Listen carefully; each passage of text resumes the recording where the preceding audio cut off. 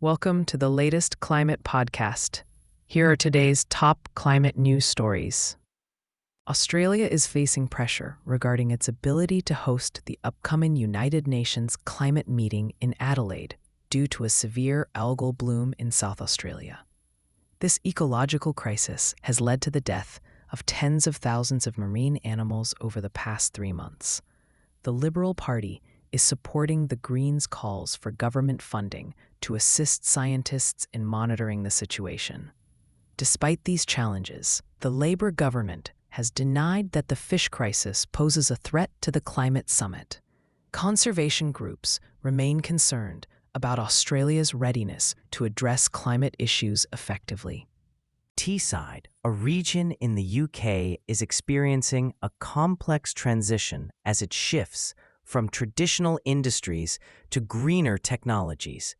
While many locals express concern about job losses and economic decline due to deindustrialization, there are also exciting opportunities on the horizon.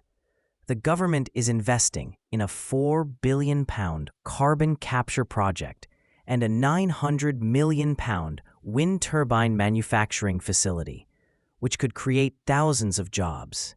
Local leaders believe that with the right support, Teesside can thrive again, embracing a future focused on green energy and sustainable growth, despite the challenges posed by high energy costs and political changes.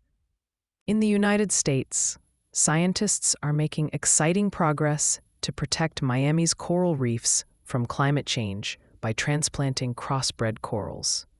This innovative approach aims to enhance the resilience of coral populations, which are vital to marine ecosystems. By combining different coral species, researchers hope to create stronger corals that can better withstand rising ocean temperatures and other environmental stresses. This initiative not only supports the local marine life, but also helps maintain the beauty and biodiversity of Florida's coastal waters, showcasing a positive step forward in the fight against climate change. In Zimbabwe, scrap metal hunters are making a positive impact on climate change by recycling materials and reducing waste. These dedicated individuals collect discarded metal, helping to lower pollution levels and promote sustainability. Their efforts not only contribute to environmental protection, but also provide economic opportunities within their communities. By turning scrap into valuable resources, they are fostering a culture of recycling and environmental awareness. This grassroots movement showcases how local actions can lead to significant changes in combating climate change, inspiring others to join the fight for a cleaner, greener planet. In India, scientists are using gene editing to enhance crops and make them more resilient to climate change. Researchers at Bengaluru's National Center for Biological Sciences and Tata Institute for Genetics and Society are developing rice varieties that can withstand salinity and herbicides, improving yields and reducing greenhouse gas emissions. Additionally, drones are being utilized to monitor crop health and optimize fertilizer use. These innovative approaches aim to help farmers adapt to extreme weather conditions and ensure food security. With initiatives like Mission Mawsum, India is poised to become more climate smart, benefiting agriculture and farmers nationwide. The Inter-American Court of Human Rights has ruled that there is a human right to a stable climate, emphasizing that countries must take urgent action to protect this right. Led by Nancy Hernandez Lopez, the court's advisory opinion highlights the extraordinary risks of climate change, especially for vulnerable populations. It calls for stricter regulations on greenhouse gas emissions and accountability for businesses, particularly those in fossil fuels and agriculture. This landmark ruling, initiated by Colombia and Chile, aims to ensure a fair transition to a cleaner society, while safeguarding both human rights and ecosystems. It sets a hopeful precedent for future climate action. In the United States, electric vehicle tax credits will come to an end on September 30th, following a new tax bill passed by Congress. This means the $7,500 credit for new electric vehicles and the $4,000 credit for used ones will no longer be available. While this change may lead to a temporary surge in EV sales as consumers rush to take advantage of the credits, experts predict a slowdown in electric vehicle adoption after the credits expire. However, the bill also benefits automakers by easing penalties for fuel economy standards, allowing for more gas-powered vehicle production. In British Columbia, a 24-year-old climate justice advocate, Emily Lowen, has joined the leadership race for the BC Green Party. She aims to replace Sonia Furstenau, who stepped down after the last election. Lowen's campaign focuses on protecting Indigenous rights, lowering living costs, and taxing the wealthy. She believes these changes will enable investments in affordable housing, free public transit, and green jobs. The party plans to announce more candidates soon, with a town hall in August and a debate in September.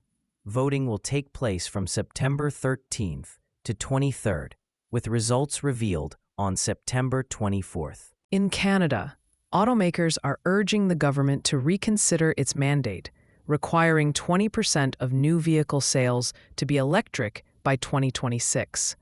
Brian Kingston, president of the Canadian Vehicle Manufacturers Association, expressed concerns about the industry's ability to meet this target due to declining consumer demand and existing trade tariffs. Currently, electric vehicles make up only about 8% of sales, far below the required level. Kingston emphasized the need for improved infrastructure, including charging stations and a reliable electricity grid, before enforcing such mandates. He warns that failure to adapt the policy could harm both the auto industry and the Canadian economy. India is making strides toward clean energy by adjusting its policies on renewable energy transmission costs. The government has reduced incentives for states using the interstate transmission system, encouraging them to develop local renewable energy sources like rooftop solar. This shift aims to balance costs between states that produce renewable energy and those that rely on coal. With decreasing battery storage costs and a rise in solar electricity supply, India is on a promising path to meet its climate goals. However, to fully transition, clearer pricing and regulations are essential to attract private investment and achieve net zero emissions. The Philippines is making significant strides in green energy thanks to the Department of Energy's recent third green energy auction. This initiative aims to reduce reliance on fossil fuels, targeting over 30% renewable energy by 2028. The auction will add 6,677.2 megawatts of electricity from hydro and geothermal sources to the national grid. Major projects include pumped storage facilities in Rizal and Laguna, as well as geothermal plants in Negros Occidental and Sorsogon. These developments promise a cleaner, more sustainable energy future, creating jobs and enhancing energy security, marking a transformative shift in the country's energy landscape. In Devon, England, the recent heat wave has led to the unfortunate death of over 100 fish in the lake at Stover Country Park, near Newton Abbot. The Environment Agency is monitoring the situation and plans to install an oxygenator to help improve conditions for the fish. While some fish are struggling, young fish are finding refuge at the lake edges. Councillor Jackie Hodgson emphasizes the need for rain to restore oxygen levels and cool the water. Despite the challenges posed by climate change, efforts are underway to protect and support the park's wildlife. The United States is facing a growing demand for energy due to the rise of artificial intelligence, which currently accounts for 3.5% of the country's electricity output. This figure is expected to increase to 5.5% by 2027 and over 9% by 2030. To meet this relentless energy demand, especially after recent blackouts in Spain and Portugal, a constant and reliable power supply is essential. As tech leaders like Jeff Bezos explore nuclear energy, the focus is on ensuring that data processing centers can operate continuously, 24 hours a day, every day of the year. Newfoundland and Labrador is making exciting strides in renewable energy by planning to collect royalties from its emerging green hydrogen industry. Minister Steve Crocker highlighted that the province is closely monitoring developments and is ready to establish a royalty system for wind energy projects. 6 companies are working on green hydrogen initiatives, with one project already approved. Newfoundland and Labrador Hydro is set to call for renewable energy proposals soon, creating more opportunities.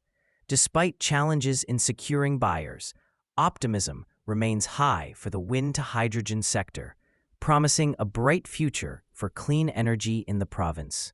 Saudi Arabia is embracing electric vehicles, aiming for 30% of cars in Riyadh to be electric by 2030.